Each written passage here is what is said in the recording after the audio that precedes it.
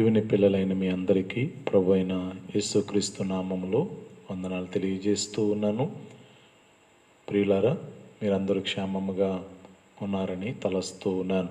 మహాశయ ప్రేయర్ ప్రార్థన సమయము కార్యక్రమం ద్వారా మరొకసారి మీ ముందుకు రావడానికి దేవుడిచ్చిన కృపను బట్టి ప్రభుని స్తుతిస్తూ ఉన్నాను. ఈరోజు దేవుని వాక్యాన్ని వినే ముందు ప్రభు సన్నిధిలో ప్రార్థన చేసుకుని కార్యక్రమాన్ని మనము ప్రారంభించుకుందాం. తల వంచండి, ప్రార్థన. మహాపరిశుద్ధుడైన మా ప్రియ తండ్రి, నీ ఘనమైన పాదాలు పెట్టి నీకు వందనాలు. ఇదిగో ప్రభువా, ఈ శ్రేష్టమైన ఈ రాత్రికాల సమయంలో నీ పాదముల చెంత చేరి ప్రార్థించడానికి మీరు చూపిన ప్రేమను బట్టి, కృపను బట్టి నీకు స్తోత్రాలు చెల్లిస్తూ ఉన్నాం. నీ సేవకుడిగా నీ పాదాలు ఎదురు నిలబడుతూ ఉన్నప్పుడు మీరే నీ సిలువ చాటున మరుగుపరిచి నీ వాక్యము ద్వారా కొన్ని విషయాలు మాకు బయలుపరచమని ప్రార్థిస్తూ ఉన్నాను.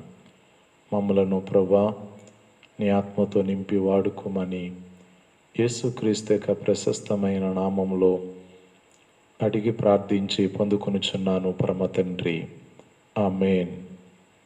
మహాగణుడు మహోన్నతుడు మా రక్షకుడైన యేసుక్రీస్తు ప్రభుల వారికి నా ప్రత్యేకమైన స్తుతి స్తోత్రాలు చెల్లిస్తూ దేవుని యొక్క మాటలు వింటున్న మీ అందరికీ ప్రభువైన యేసుక్రీస్తు నామంలో నా శుభములు తెలియజేస్తూ ఉన్నాను. ఈ సమయంలో దేవుని వాక్యాన్ని మనము జ్ఞానం చేసుకుందాం. పరిశుద్ధ గ్రంథములో నుండి కీర్తన భాగము 119వ కీర్తన 41వ చరణములో ఒక చిన్న మాట మనము ఈరోజు వాక్య భాగముగా జ్ఞానం చేయబోతూ ఉన్నాం. వాక్యం ఎలా సెలవిస్తుంది? యెహోవా నీ కనికరములు నా యొద్దకు రానిమ్ము. కీర్తనకారుడు ఈ స్థలములో మాట్లాడుతుంటున్నాడు, యెహోవా నీ కనికరములు నా యొద్దకు రానిమ్ము.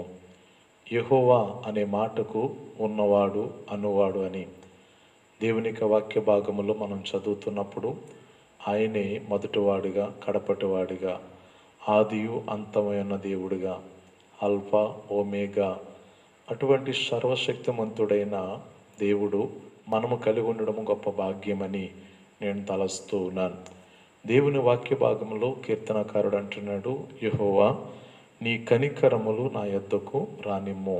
ప్రియులారా, దేవుని యొక్క కనికరము గొప్పది. ఆయన కనికరము గలవాడు అనే విషయాన్ని మనము చూడగలుగుతున్నాం.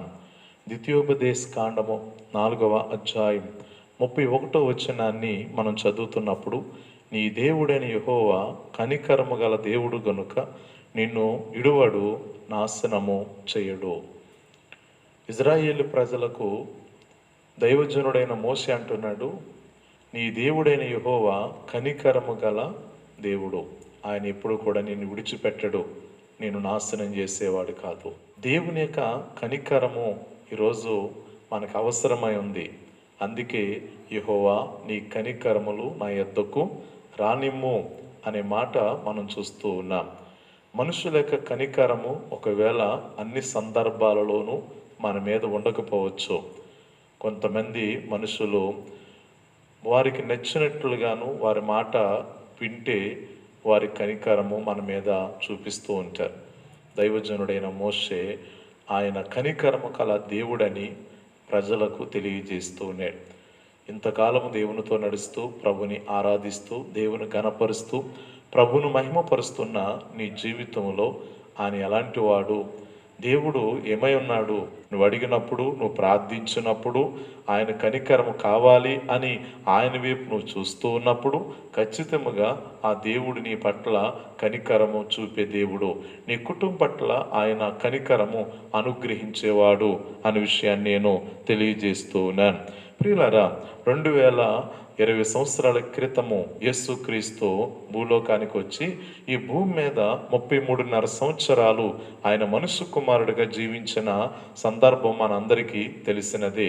ఆయన ఈ భూమి మీద నివసిస్తున్నప్పుడు యెరూషలేము చుట్టుపక్కల ఉన్న గ్రామాలు యోదయ, గలిలయ, సమరయ, బేతనియ, కపెర్నహూము అనబడుతున్న ఈ ప్రాంతాలన్నిటిని కూడా ఆయన దర్శిస్తూ అనేక మందికి దేవుని యొక్క సువార్తను ప్రకటించడమే కాకుండా, అనేక మందికి దేవుని మాటలు బోధించడమే కాకుండా, తన యొద్దకు వచ్చిన వారందరి గురించి కూడా ఒక మాట మనము చదువుతూ ఉన్నాం. మత్తయి శుభవార్త 14వ అధ్యాయం 14వ వచనాన్ని మనం చదువుతున్నప్పుడు, ఆయన వచ్చి ఆ గొప్ప సమూహమును చూచి వారి మీద కనికరపడి వారిని స్వస్థపరిచెను. యేసయ్య భూమి మీదకి వచ్చినప్పుడు ఎంతమంది అయితే యేసయ్యని వెంబడించారు, ఎన్ని ప్రాంతాలకైతే యేసుక్రీస్తు సువార్తను ప్రకటించడానికి, తన తండ్రి యొక్క ఉద్దేశాన్ని నెరవేర్చడానికి వచ్చి ఉన్నాడో ఆ యేసుక్రీస్తు ఆ జన సమూహమును చూసినప్పుడు వారందరి మీద కనికరపడి వారిని స్వస్థపరిచి, అందులో ఉన్న రోగులను ఆరోగ్యవంతులుగా మార్చి, వారిలో ఉన్న ప్రతి శారీరకమైన నీరసాన్ని తీసివేసి వారిని సంపూర్ణమైన ఆరోగ్యవంతులుగా మార్చిన సందర్భం మనం దేవుని యొక్క వాక్య భాగంలో చూస్తున్నాం. యేసు ప్రభు భూమి మీద ఉన్నప్పుడు ఆయన ఎక్కడైతే ఉన్నాడో, ఏం చేస్తున్నాడో అనేక రీతిలుగా యేసుని వెంబడించిన వారు మనకు కనబడుతూ ఉన్నారు. ఆ వెంబడించిన ప్రతి వ్యక్తి కూడా ఆయన బోధ విన్నప్పుడు, ఆయన మాటలు విన్నప్పుడు వారు పరివర్తన చెందారు. పరివర్తన చెందడమే కాక వారి జీవితాల్లో ఏది వదలాలో, ఏది విడిచిపెట్టాలో అది విడిచిపెట్టి దేవునితో నడవడం ప్రారంభించారు. అయితే జరిగిన సంఘటన, ఆయన వద్దకు వచ్చిన కుష్ఠరోగైనా, ఆయన వద్దకు వచ్చిన రోగస్థుడైనా, ఆయన వద్దకు వచ్చిన ఎలాంటి బలహీనుడైనా దేవుడు కనికరపడి పరిపూర్ణమైన ఆరోగ్యవంతులుగా మార్చినట్లుగా మనం చూస్తున్నాం.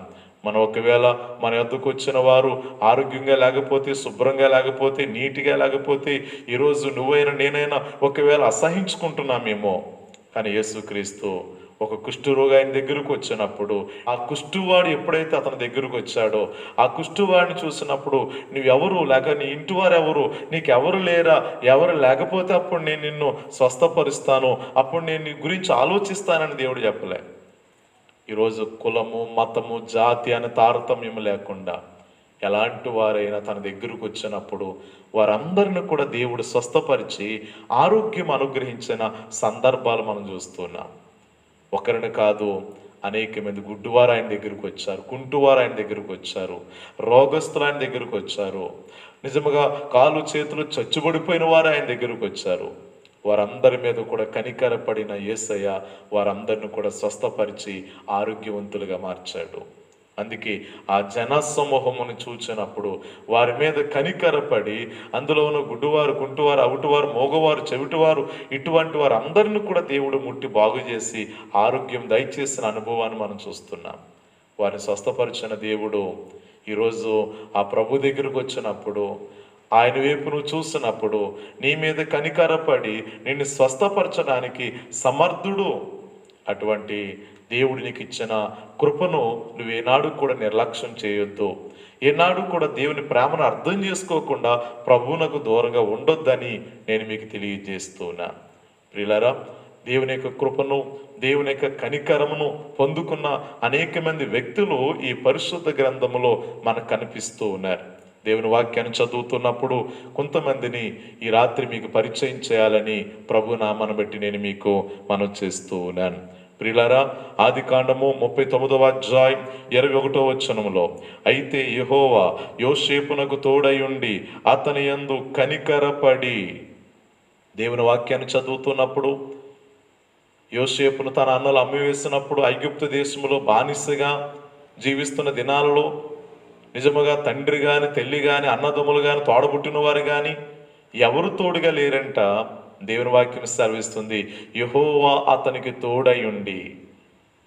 యోసేపు మీద జాలి పడిన దేవుడు ఈరోజు ఒంటరిగా ఉన్నప్పుడు, తన బ్రతుకులో ఎటు వెళ్ళాలో తెలియని పరిస్థితుల్లో, ఎవరు లేక కన్నీరు కారుస్తూ ఐగుప్తు దేశములో బానిసగా బ్రతుకుతున్న దినాలలో తాను ఏ నేరం చేయకపోయినా తాను నేరం చేశాడని చెప్పి బంధించి అతను తీసుకెళ్లి సరసాల్లో పడేస్తున్నప్పుడు నేనంటాను, మనుషులు ఎవరు కూడా విడిపించేవారు కానీ, రక్షించేవారు కానీ, కాపాడేవారు కానీ ఎవరు లేకపోయి ఉండొచ్చు.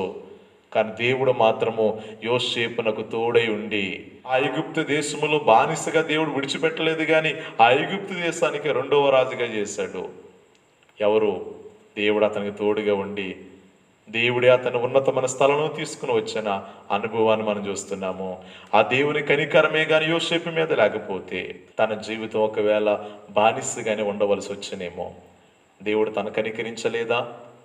ఈరోజు మన దేవుడు మన కనికరించి ప్రేమ చూపించే దేవుడు అనే విషయాన్ని మొదటిగా నేను మీకు యోసేపును పరిచయం చేస్తూ ఉన్నాను. యోసేపు దేవుని యొక్క కనికరం పొందుకున్న వ్యక్తి అని చెప్పడానికి నేను సంతోషిస్తున్నాను. రెండవదిగా మనం గమనిస్తున్నప్పుడు యోసేపు జీవితంలోనే కాకుండా మరొక వ్యక్తిని కూడా మీ ముందు పెట్టాలని నేను మీకు తెలియజేస్తూ ఉన్నాను. మార్కు సువార్త 5వ అధ్యాయం 19వ వచనం, నీవు నీ ఇంటి వారి యొద్దకు వెళ్ళి ప్రభుని అందు కనికరపడి నీకు చేసిన కార్యములన్నిటినీ వారికి తెలియజెప్పుము. 5వ అధ్యాయంలో మనకు కనబడుతున్న వ్యక్తి శానాదయం పెట్టినవాడు. మనుషుల వ్యక్తిని బాగు చేయడానికి ఎన్నోసార్లు ఆ వ్యక్తిని బంధించి గ్రామస్తులందరూ కూడా ఇంటికి వచ్చి అనవచ్చు, నేను మంచి కుమారుడినే కన్నావు, ఇలాంటి కుమారుడు వల్ల ఊరికి నిజంగా చెడ్డ పేరు వచ్చిందని చెప్పి అందరూ కూడా అసహించుకొని ఉండొచ్చు. అలాంటి పరిస్థితుల్లో శానాదయం చేత పీడింపబడుతున్న ఆ యవనస్తుడు దేవుడు ఒక రోజున ఆ యవనస్తుడు గురించి కొన్ని మైళ్ళ దూరం ప్రయాణం చేసుకుని వచ్చి ఆ దురాత్మ చేత పీడింపబడుతున్న ఆ వ్యక్తి మీద కనికరం చూపిన దేవుడు ఆ వ్యక్తిలో ఉన్న ప్రతి విధమైన దురాత్మను బయటికి వెళ్ళగొట్టి ఆ వ్యక్తి పరిపూర్ణమైన ఆరోగ్యాన్ని, స్వస్థత కలిగిన జీవితాన్ని దేవుడు ప్రసాదించాడు. ఇంచుమించు 2000 దయ్యాలు ఆ వ్యక్తిలో ఉండి ఆ దయ్యములు చెప్పినట్లుగా, దురాత్మలు చెప్పినట్లుగా తన జీవితం అంతా కూడా నాశనం చేసుకుని ఆ మనుషులను ఒక రోజున చంపడానికి ప్రయత్నం చేసి, అలాంటి పరిస్థితుల్లో దేవుడు ఆ యవనస్తుడిని నశించిపోనివ్వకుండా, అపవాది యొక్క వశము కాకుండా దేవుడు తప్పించి, దేవుడు మహాకృప, మహాకనికరము ఆ వ్యక్తి మీద చూపిన విధానం మనం చూస్తూ ఉన్నాం. ఎప్పుడైతే స్వస్థపరచబడ్డాడో, మంచి వస్త్రాలు కట్టుకున్నాడు, యేసుప్రభు పాదాల దగ్గర కూర్చున్నాడు, ఆ యవనస్తుడు అంటూ ఉన్నాడు, నీతో వచ్చేస్తాను ప్రభువా, నన్ను స్వస్థపరిచి నాకు ఆరోగ్యం ఇచ్చావు గనుక ఇంకా ఊరితో కానీ ఈ ఊర్లో ఉన్న వారితో నాకు ఎటువంటి సంబంధం లేదు. అప్పుడు యేసయ్య అంటున్నాడు, ఇంటికి వెళ్ళి నీ ఇంటి వారికి దేవుడిని యందు కనికరపడి చేసిన కార్యాలన్నీ కూడా చెప్పమంటే ఆ యవనస్తుడు దెక్కపోలి అనబడుతున్న గ్రామంలోనికి వెళ్ళి 10 పట్టణాలు గల ఆ స్థలంలోనికి వెళ్ళి యేసుక్రీస్తు నా జీవితంలో చేసిన అద్భుతమైన కార్యాలను సువార్త చెప్పడం ప్రారంభించాడు. కాబట్టి ప్రియులారా, దేవుని వాక్యం వింటున్న మన జీవితంలో దేవుడు మన పట్ల చూపిన అపురూపమైన, అమూల్యమైన, శ్రేష్టమైన సమయాన్ని బట్టి ప్రభుకి ఏమిచ్చినా కానీ ఆయన యొక్క రుణాన్ని మనము తీర్చుకోలేం. కాబట్టి ఈ రాత్రికాల సమయంలో దేవునికి మాటలు వింటున్న ప్రియ దేవుని పిల్లలారా, ఆయన కనికరం ఎంతో గొప్పదో ఒకసారి ఆలోచించండి. ఆయన ప్రేమ, ఆయన వాత్సల్యత, ఆయన చూపిన కృప ఎంతో గొప్పదో ఒకసారి గమనించు. కనుక ఈ సమయంలో శానాదయము చేత పీడింపబడుతున్న ఆ వ్యక్తిని బాగు చేసి ఆరోగ్యకర్మగా మార్చిన దేవుడే మన జీవితంలో ఏ సమస్య చేత మనం పీడింపబడుతున్నామో, ఎటువంటి దురాత్మ చేత పీడింపబడుతున్నామో, ఎటువంటి పరిస్థితుల్లో ఉండి మనం కన్నీరు కారుస్తున్నామో మనల్ని కూడా విడిపించడానికి సమర్థుడు మన యేసయ్య అని చెప్పడానికి నేను సంతోషిస్తూ ఉన్నాను. నా ప్రియ దేవుని పిల్లలారా, మరొక మాట కూడా మీ ముందుకు తీసుకురావాలని ఆశిస్తూ ఉన్నాను. 3వదిగా మనం చూస్తూ ఉన్నప్పుడు లూకా శుభవార్తలో 1వ అధ్యాయం 58వ వచనాన్ని చదువుతున్నాను. అప్పుడు ప్రభు ఆమె మీద మహాకనికరం ఉంచెనని దేవుని వాక్యం సెలవిస్తుంది. ఎవరు ఈమె? ఎలిజబెత్ అనబడుతున్న ఆ స్త్రీ అప్పటికే బహుకాలము నుండి సంతానము లేక గొడ్రాలుగా ఉంటూ లోకుల చేత రకరకాలుగా మాటలు పడుతూ అనేక మంది ఆమెను చూటుపోటు మాటలు మాట్లాడుతూ హింసిస్తూ గాయపరుస్తూ గొడ్రాలని చెప్పి నిందిస్తూ ఉంటే తాను తన భర్త కూడా అనేక దినాల నుండి ఆ దేవుని సన్నిధిలో ప్రార్థన చేసుకుంటూ ఆ ప్రభువుతోనే సహవాసం చేసుకుంటూ ఆ దేవునితోనే నడుస్తూ ఉన్నారు. కానీ ప్రజలు వారిని నిందించారని, హింసించారని, ఒకవేళ అపహాస్యం చేశారని, హేళన చేశారని వారు ఏనాడు కూడా దేవునికి దూరంగా జీవించలేదు. దేవునికి సకల ఆజ్ఞలు చెప్పిన, నీతిని అనుసరిస్తూ ప్రభుని ఎంతగానో ఎంబడించే మనస్తత్వం కలిగిన వారు భార్యాభర్తలిద్దరూ కూడా. అప్పటికే బహుకాలం అయిపోయింది. దేవుని వాక్యం సెలవిస్తుంది, వారు వృద్ధులుగా అంటే ముసలితనం వచ్చేసింది. అలాంటి పరిస్థితుల్లో ఒకానొక దినాన్న దేవదూత తన భర్త అయిన జకరియకు ప్రత్యక్షమై అంటుంది, ఇదిగో నీ ప్రార్థన వినబడ్డది, నీ భార్య గర్భవతి కుమారుని కంటది, అతనికి యోహాను అనేక పేరు పెడతారని చెప్పి దేవుని యొక్క దేవదూత ద్వారా ప్రభు వర్తమానాన్ని తెలియజేస్తూ వచ్చాడు. ఈ విషయాన్ని ముందు పెట్టడానికి నేను ఇష్టపడుతూ ఉన్నాను. వాస్తవానికి అప్పటికే బహుకాలము వృద్ధాప్యంతో ఉన్న తన జీవితంలో పిల్లలు పుడతారనేక ఆశ కానీ, సంతానం కలుగుతుందనేక ఉద్దేశాలు కానీ, ఒకవేళ ఊహించలేని పరిస్థితి అనేక మంది అని ఉండొచ్చు.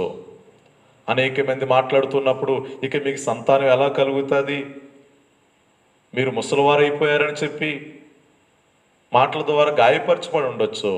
కానీ దేవునికి అసాధ్యమైనది ఏమీ లేదని రుజువుపరిచాడు ఆయన. వెంటనే ఎప్పుడైతే ఎలిజబెత్ కుమారుని కన్నదో ఆ ఇరుగు పొరుగు వారు అందరూ అంటున్నారట, దేవుడు మహాకనికరము ఈమె పట్ల చూపి ఉన్నాడని.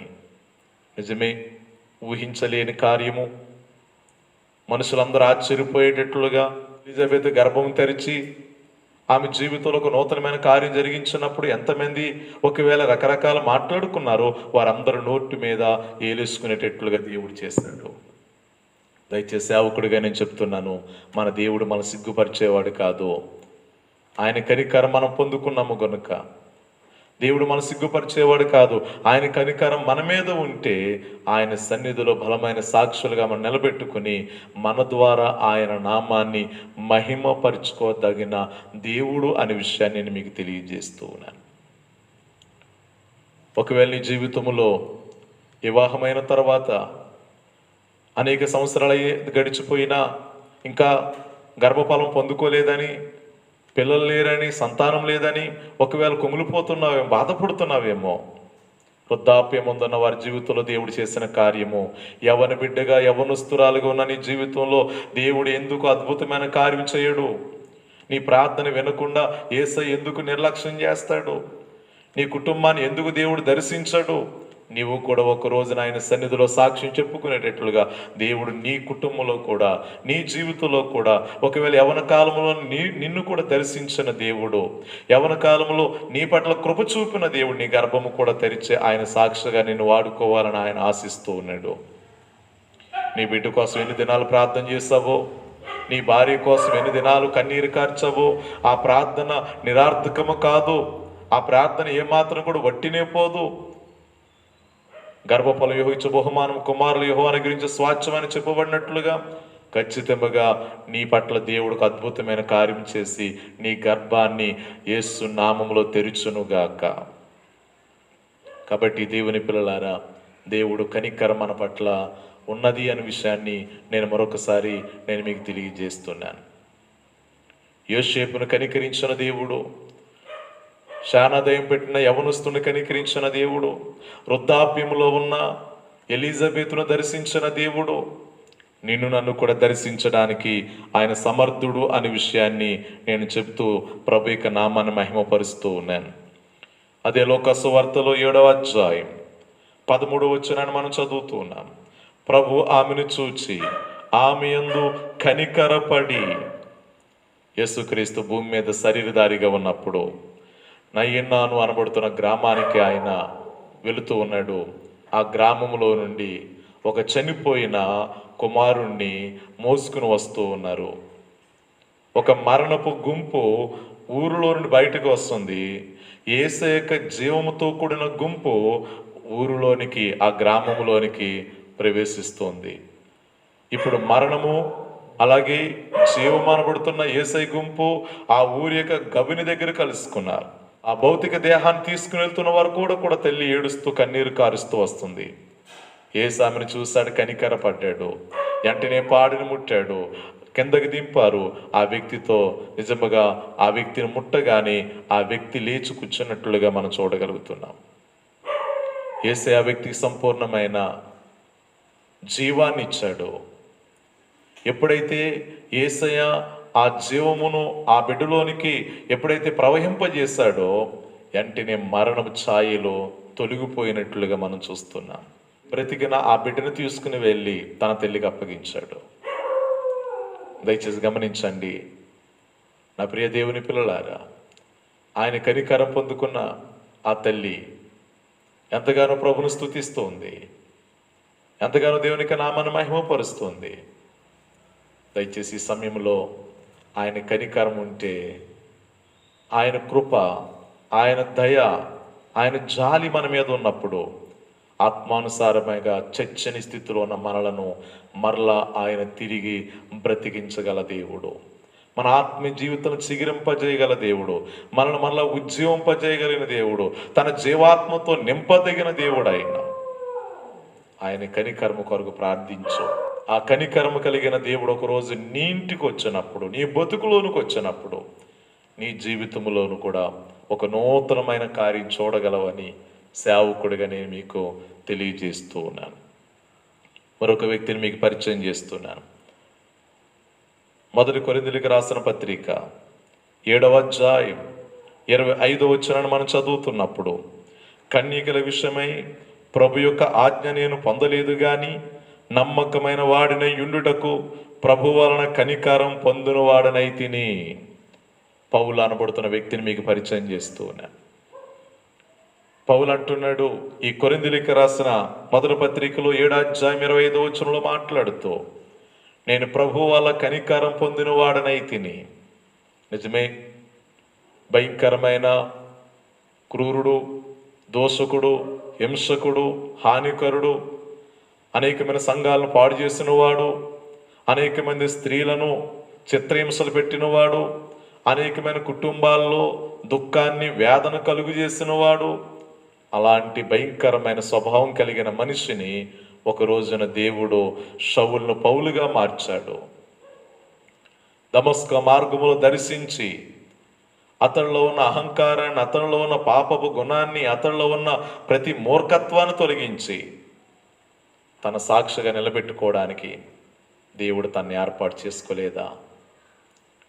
కాబట్టి ప్రియమైన క్రైస్తవ దేవుని పిల్లలారా, ఆయన కనికరము పొందుకున్నాడు గనుకనే దేవుని యొక్క పరిశుద్ధ గ్రంథములో అపోస్తుల కన్నా భారమైన పరిచర్య తను చేసి క్రొత్త నిబంధనలో దాదాపు 14 పుస్తకాలను తాను రచించడానికి, రాయడానికి దేవుడు కృప చూపించాడు. ఎన్నిక లేనివాడు, ఎందుకు పనికిరారు, క్రైస్తవ్యాన్ని అణిచివేయాలి అనుకున్న వ్యక్తిని తన కనికరము చేత దేవుడు పనికొచ్చే పాత్రగా, తన రాజ్యమును కట్టుటకు, తన రాజ్యక సువార్త వ్యాపించడానికి ఉపయోగకరముగా ఉండడానికి దేవుడు అతను వాడుకున్నాడు. కాబట్టి ప్రియమైన దేవుని పిల్లలారా, ఈ సమయంలో ఆయన కనికరము ఎంత గొప్పదో, ఆయన కనికరం ఎంత శ్రేష్టమైనదో నేను మీకు తెలియజేస్తూ ఉన్నాను. ఆ కనికర్మ కలిగిన దేవుడు నీ వద్దకు వచ్చినప్పుడు నిన్ను దర్శించాలని, నీ జీవితాన్ని మార్చాలని, నీ బ్రతుకులో అద్భుతమైన కార్యం చేయాలని దేవుడు ఇష్టపడుతున్నాడని సేవకుడిగా నేను మీకు మనవి చేస్తూ ఉన్నాను.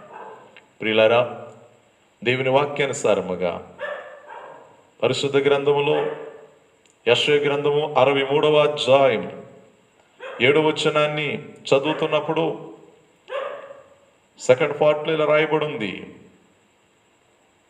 ఇజ్రాయేలు యొక్క వంశస్థులకు ఆయన చూపిన మహాకనికరమును నేను ప్రకటన చేసేదను. ఇజ్రాయేలు ప్రజలకు దేవుడు చేసిన మహత్కార్యాలు మనకి పరిశుద్ధ గ్రంథములో ఎన్నో ఉన్నాయి. యేసయ్య వారి పట్ల చేసిన అద్భుతమైన కార్యాలు మనకు కనబడుతూ ఉన్నాయి.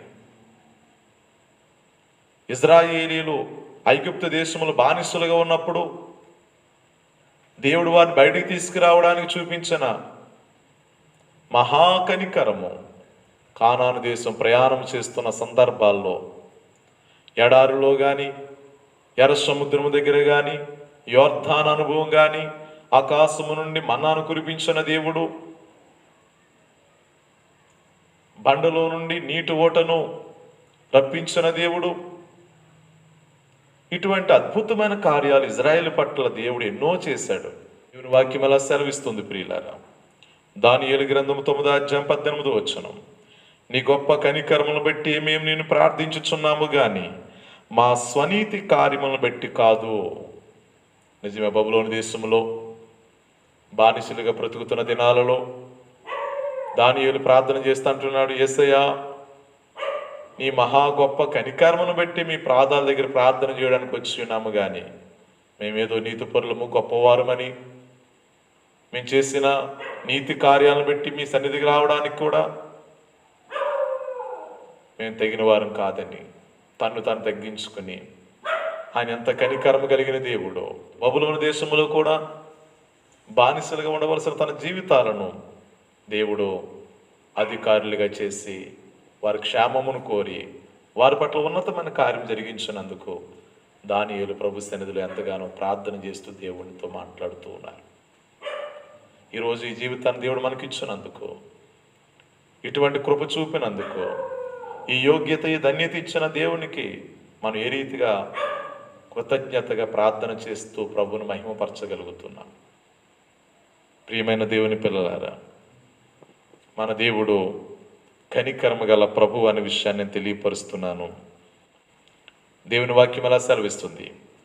లూకాసు వార్త 6వ అధ్యాయం 36వ వచనంలో, కాబట్టి మీ తండ్రి కనికరం గలవాడై ఉన్నట్లు మీరును కనికరం గలవారై ఉండుడి. మన దేవుడు కనికరం కలిగిన దేవుడు. మనం కూడా కనికరం కలిగిన ఆ స్వభావాన్ని ధరించుకోవాలని ప్రభు మనకు తెలియపరుస్తున్నాడు. మన దేవుడు కనికరం కలిగిన వాడైతే మనము ఎలాంటి కనికరం చూపించగలుగుతున్నాం? ప్రభు సన్నిధిలో దేవునికి ఉద్దేశ ప్రకారముగా ఆయన ప్రేమను పొందుకున్న మనము కూడా ఎదుటి వారిని కనికరిద్దాం. దేవుని సన్నిధిలో ఆయన కనికరుని ఎద్దుకు వచ్చినప్పుడు దాన్ని త్రోసిపుచ్చొద్దు, దాన్ని వ్యతిరేకించొద్దు. లోబడి ప్రభు సన్నిధిలో ప్రభుని ఆహ్వానించు, నిలబెట్టగల దేవుడని నేను తెలియజేస్తూ దేవుడి మాటలు దీవించునుగాక. తల వంచని ప్రార్థన చేసుకుందాం. ప్రభువుని అడుగు. కళ్ళు మూసుకుని వే స్థలంలో ఉన్న మహాపరిశుద్ధుడా, ఇదిగో నీ వాక్యము ద్వారా కొన్ని విషయాలు మాకు తెలియపరచా. పరిశుద్ధ గ్రంథములో చెప్పబడినట్లుగా నువ్వు కనికరము కలిగిన దేవుడు అని సామెతల గ్రంథం తెలియపరుస్తుంది. అతిక్రమలు దాచిపెట్టువాడు వర్దెలడు, వాడు ఒప్పుకుని విడిచిపెట్టువాడు ప్రభు యొక్క కనికరం పొందునని. ఒకవేళ నీ కనికరం పొందుకోలేకపోవడానికి అనేక మందికి నీకు ఒకవేళ ప్రజల్లో ఉన్న పాపం అడ్డుగా ఉందేమో ప్రభు, అది వారి ఒప్పుకుని విడిచిపెట్టి ప్రభు నీ కనికరం పొందుకునే భాగ్యాన్ని బిడ్డలకు దయచేయండి. ఈ వర్తమానం ప్రతి వారి జీవితంలో నాటబాటి ఫలించి అభివృద్ధి పొందిన కృప చూపండి. మీరే నీ నామానికి మహిమ కలగనిమ్మని నీ చేతులకు అప్పగించుకుంటూ యేసు పరిశుద్ధ నామములో ప్రార్థిస్తున్నాను పరమ తండ్రి, ఆమేన్. ఇప్పటి వరకు ఈ వర్తమానం విన్నందుకు మీ అందరికీ ప్రభువైన యేసుక్రీస్తు నామములో నా వందనాలు తెలియజేస్తూ ఉన్నాను. దేవుడు మిమ్మలను మీ కుటుంబాలను దీవించి ఆశీర్వదించును గాక. God bless you.